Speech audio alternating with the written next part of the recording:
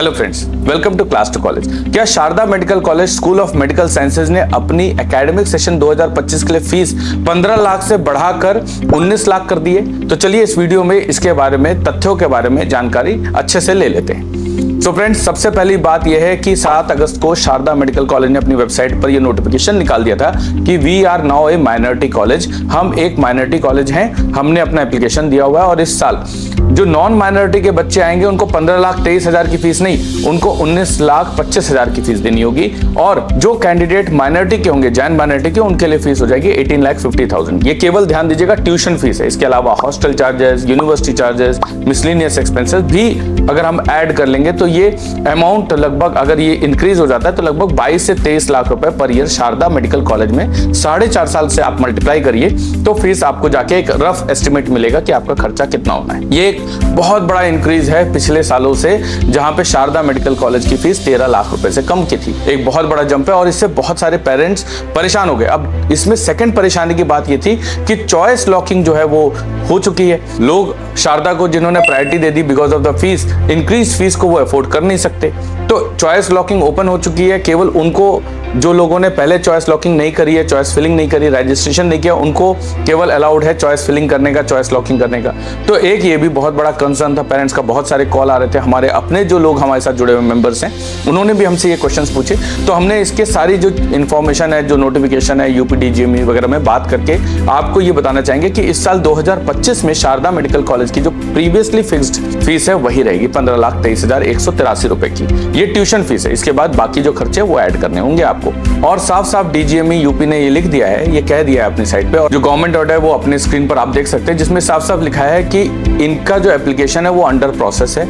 इस साल के लिए जो फीस है वो ऑलरेडी फी फिक्स हो चुकी है। फी फिक्सेशन ऑर्डर आप देख चुके हैं, जो स्क्रीन पे भी दिख रहा है। वेरियस कॉलेजेस का फी फिक्स हो चुका है और जो भी इस पे निर्णय होगा, जो भी फी इंक्रीज होगी, माइनॉरिटी में चेंज होगा, वो अगले साल 2026 से एप्लीकेबल होगा, इस साल नहीं होगा। सो पेरेंट्स, एक ये तो आप राहत की सांस ले सकते हैं। अब दूसरा क्वेश्चन ये आता है कि ये कॉलेजेस कर क्यों रहे? So Bharati medical college Buddhist minority बनना चाहता है, Sharda medical college Jain minority college बनना चाहता है, तो ये माइनॉरिटी कॉलेज की तरफ क्यों भाग रहे हैं? देखिए, मेडिकल कॉलेजेस में बहुत खर्चे होते हैं। प्राइवेट मेडिकल कॉलेजेस को अच्छे टीचर्स रखने होते हैं, अच्छा इंफ्रास्ट्रक्चर रखना होता है, हॉस्पिटल चलाना होता है, पेशेंट्स को कई बार पकड़ पकड़ के लाना होता है। कई जगह पर मैंने देखा है कि उनको बस भेजी जाती है स्पेशली कि जो पेशेंट्स हैं वो दूर दराज क्षेत्रों से उनके पास आ सके और स्टूडेंट्स को एक अच्छा क्लिनिकल एक्सपोजर मिल सके। लेकिन रेवेन्यू इसके लिए जनरेट करना बहुत इंपॉर्टेंट हो जाता है कॉलेजेस के लिए। बिहार में हमने देखा, सरकार ने एक अच्छा कदम उठाया, 50% सीट्स को प्राइवेट मेडिकल कॉलेज में गवर्नमेंट के बराबर फीस के बराबर, गवर्नमेंट फीस के बराबर कर दिया। लेकिन ऑर्डर वापस लेना पड़ा क्योंकि there was no financial support to the colleges. तो सिमिलरली, जब तक फाइनेंशियल सपोर्ट गवर्नमेंट की नहीं मिलेगी, कॉलेजेस अपनी फीस को बढ़ाते रहेंगे। और जैसा हर जगह हो रहा है, हम चाहे हरियाणा की बात करें, वहां पे 2 साल से प्राइवेट मेडिकल कॉलेजेस जैसे Adesh, NC medical college, world medical college 12 lakh से अपनी फीस 14 लाख करना चाहते हैं। राजस्थान में इस साल अपनी फीस बढ़ गई है प्राइवेट मेडिकल कॉलेजेस की। डीम्ड मेडिकल कॉलेजेस ने अपनी फीस बहुत बढ़ा दी। तो हर जगह फीस बढ़ रहा है। यूपी में एक शिकंजा कसा हुआ है कि फीस नहीं बढ़ा पाते हैं, एक लिमिटेड अमाउंट से ही बढ़ा पाते हैं और बहुत जद्दोजहद, बहुत मेहनत, बहुत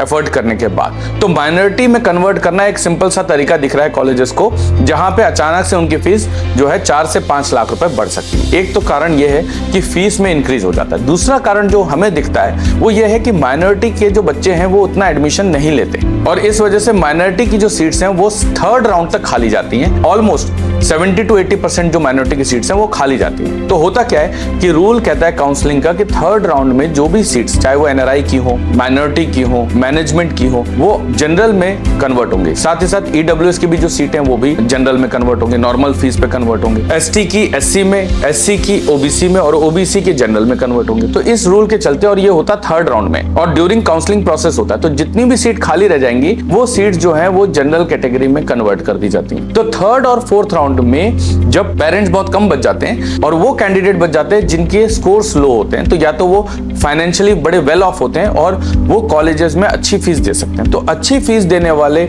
फाइनेंशियली वाइबल कैंडिडेट्स जो है, जो अच्छी फीस दे सकते हैं, ऐसे कैंडिडेट्स को अट्रैक्ट करने का भी एक तरीका है माइनॉरिटी में कन्वर्ट करना। तो इन 2 रीजंस के चलते ये हम चेंजेस देख रहे हैं। जब तक सरकार का सपोर्ट मेडिकल कॉलेजेस को नहीं मिलेगा इन टर्म्स ऑफ कॉस्ट जो है उनकी, तब तक ये समस्या हम देखते रहेंगे। गवर्नमेंट मेडिकल कॉलेज की फीस नॉर्मल है, लेकिन प्राइवेट मेडिकल कॉलेजेस की जो फीस है वो धीरे धीरे करके एक आम आदमी के पहुंच से बाहर होती जा रही है। पेरेंट 60-70 लाख खींच तान के अपना बजट बनाता है तो फीस जो बढ़ के 70-80 हो जाती है। पेरेंट 80 तक पहुंचता है तो 90 1 करोड़ तक चली जाती है। तो ये एक चूहे बिल्ली का जो खेल है ये चल रहा है और इसमें कहीं ना कहीं कुछ ना कुछ करना पड़ेगा। देखते हैं आगे क्या होता है। अगर आपको ये वीडियो अच्छा लगा, हमारी जो एनालिसिस है, जो रिपोर्ट है वो आपको अच्छी लगी तो वीडियो को लाइक कर लीजिएगा, हमारे चैनल को सब्सक्राइब कर लीजिए, जिससे नीट से रिलेटेड, एमबीबीएस एडमिशन से रिलेटेड जो भी इंफॉर्मेशन है, अपडेट्स है, हमारे जो विचार हैं वो हम आप तक जल्दी से जल्दी पहुंचा सके।